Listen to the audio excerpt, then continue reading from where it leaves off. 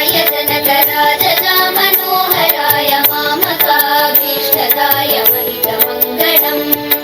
रामचन्द्राय जनकराजजा मनोहराय मामकाभीष्टदाय महितमङ्गलम्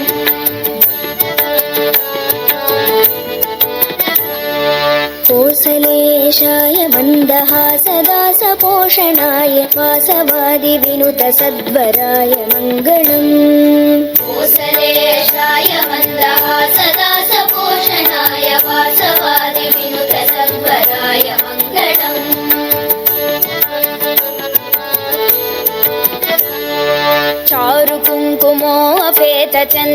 चारुकुङ्कुमोपेतचन्दनादिचर्चिताय हारकटकशोभिताय भूरि मङ्गलम् चारुकुङ्कुमोपेतचन्दनादिचर्चिताय हारकटकशोभिताय भूरि मङ्गलम्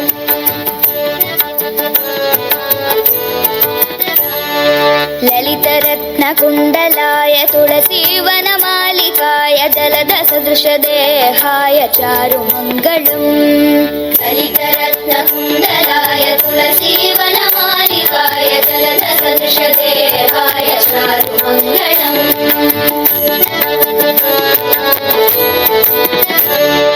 देवकी सुपुत्राय देवदेवोत्तमाय भावज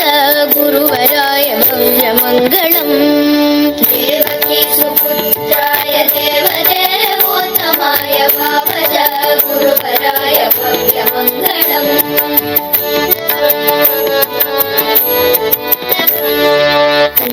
पुण्डरीकाक्षाय पूर्णचन्द्राननाय अण्डजातवाहनाय अतुलमङ्गलम् पुण्डरीकाक्षाय पूर्णचन्द्राननाय अण्डजातवाहनाय अतुलमङ्गलम्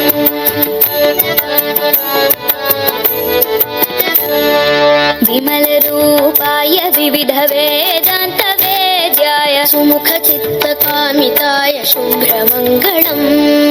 विमलरूपाय विविधवेदान्तवेद्याय सुमुखचित्तकामिताय शुभ्रमङ्गलम्